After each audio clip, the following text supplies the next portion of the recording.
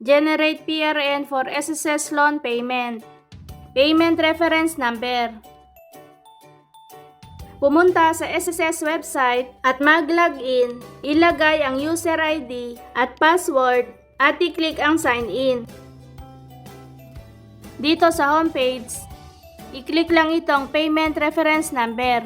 Pagka-click ng payment reference number, lalabas agad itong PRN payments. Ngayon, i-click natin ulit ang payment reference number at i-click itong loans. At dito na nga tayo kung saan tayo mag-generate ng payment reference number o PRN. I-click itong amount to be paid at i-enter ang amount na gusto mong bayaran.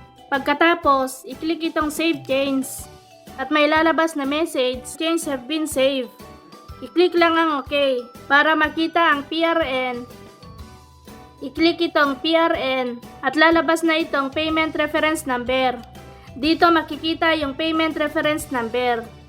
Print natin o resave itong PRN. Ito yung gagamitin mo kapag magbayad ka na ng loan online. At pwede natin makita ang statement of account.